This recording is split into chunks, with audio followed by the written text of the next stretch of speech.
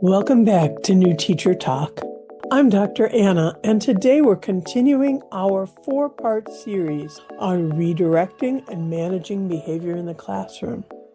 This is part 3, and I'm excited to share some practical strategies that often get overlooked but can really transform your classroom management.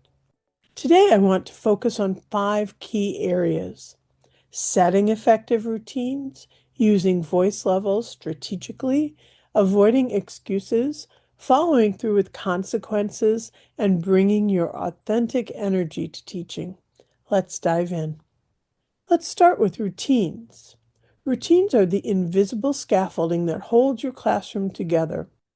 When every student knows what to expect, they feel secure, and you reduce so many behavior issues before they even start. Here's what makes a routine effective. First, your routines need to support your goals and align with your school's rules. Don't just copy another teacher's routines because they work in their room. Think about what you're trying to accomplish. Do you want students to enter silently and start a warm-up? Or do you want them to come in, greet each other, and then settle into independent reading? Both can work, but they serve different purposes. Age matters too. A routine that works beautifully with second graders might be too simplistic for eighth graders. Consider the complexity that's appropriate for your student's developmental level. Now, here's the critical part. Initially, you need to teach each step with intention. And I mean really teach it, not just tell students what to do and expect them to remember. Let's say you want students to transition from whole group instruction to small group work. Break it down. When I say transition to group, you'll first return your materials to your desk, then bring your notebook and pencil to your assigned table. Finally, sit down and look at the task card to see what your group will be working on. Model it. Have students practice it. Give feedback. It feels like it takes forever at the beginning of the year, but I promise you, investing that time up front saves you hours of frustration later. And don't be afraid to change routines as the year goes on. Maybe you didn't anticipate how chaotic the pencil sharpener would become. So you create a routine where students only sharpen pencils at designated time. That's not failure, that's responsive teaching. And let's talk about voice. I'm talking about being explicit with students about the volume and tone they should use in different situations. We often assume students know how to modulate their voices appropriately, but many don't, and they genuinely need us to teach them. Think about when a student is providing an answer to the whole class.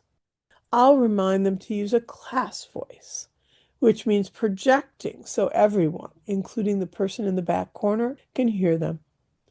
That's different from a small group voice, which is conversational but not loud enough to disturb other groups working nearby.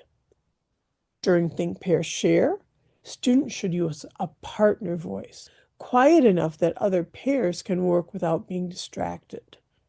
And during independent work, that might be a voice level of 0, complete silence. I actually practice these with students, especially at the beginning of the year.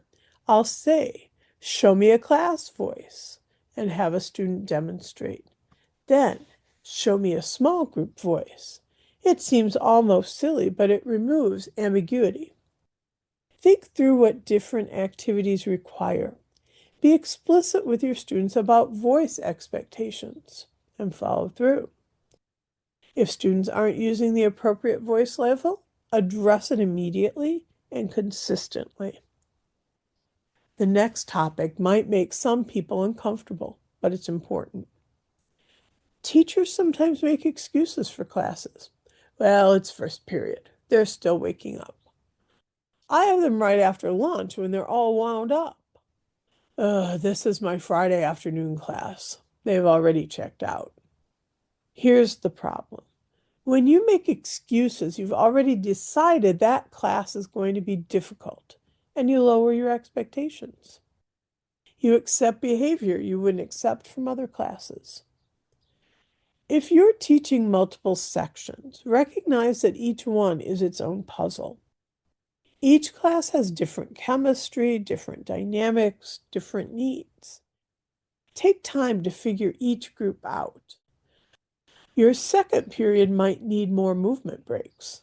Your sixth period might need stricter routines because they're tired.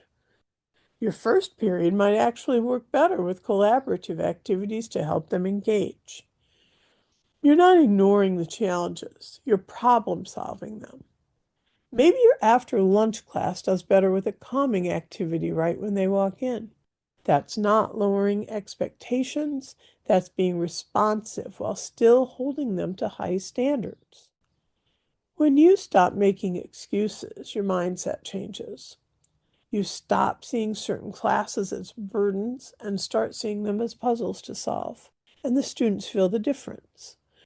When you believe they can meet your expectations, they are more likely to rise to them. Now let's talk about consequences, because this is something new teachers really struggle with. Here's what I want you to hear.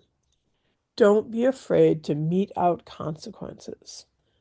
I know why teachers hesitate. Nobody goes into teaching because they want to be the bad guy. We want students to like us. But here's the truth. Students won't dislike you because you're strict and consistent. In fact, they often respect teachers who follow through more than teachers who let behavior slide. You are not being cruel if you ask someone to sit in a different place.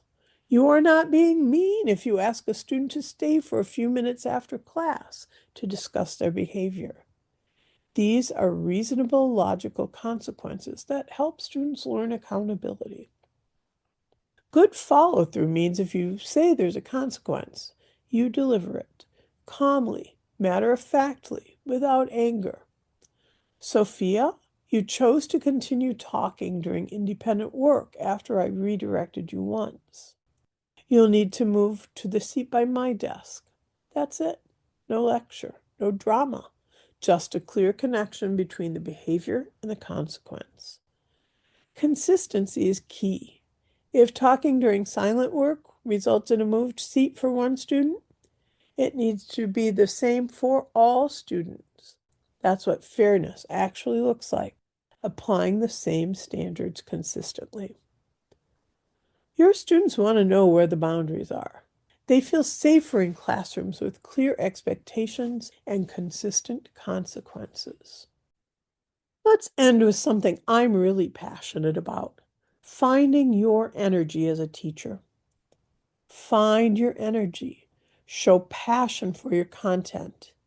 Your students deserve the most engaged and authentic version of you. Teaching is exhausting. We all have days when we're tired, when we didn't sleep well, when we have a lot on our minds.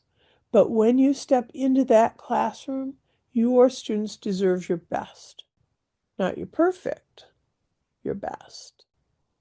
And energy doesn't mean being bouncy and loud all the time. Energy looks different for different teachers. Maybe you're naturally enthusiastic and animated. That's great. Maybe you're quieter but deeply engaged. Also great. The key is authenticity. Students can tell when you genuinely care about what you're teaching and when you're just going through the motions. When you bring energy and passion to your teaching, students are more engaged. And engaged students have fewer behavior issues. Think about it. When was the last time a student was disruptive during a lesson they found genuinely interesting? If you're teaching Romeo and Juliet for the 15th time, find something about it that still excites you. If you're teaching fractions again, connect it to something you love. Baking, music, sports, whatever makes it real for you. Your energy is contagious. When you're excited about learning, students are more likely to be excited too. Let me recap the 5 ideas we covered today. First, set effective routines that support your goals and teach them with intention. Second, be explicit about voice levels for different activities and follow through. Third, stop making excuses for challenging classes and figure out what each group needs. Fourth, don't be afraid to follow through with consequences. Consistency builds trust. And fifth, bring your most energetic, authentic self to your teaching.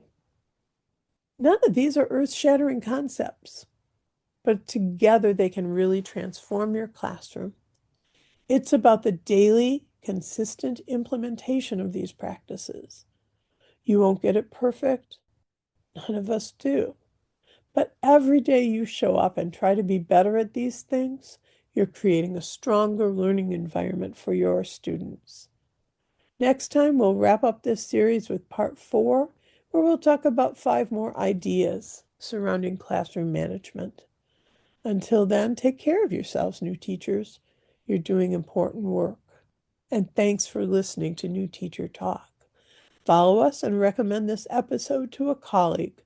Check us out at New Teacher Talk on Instagram and Blue Sky.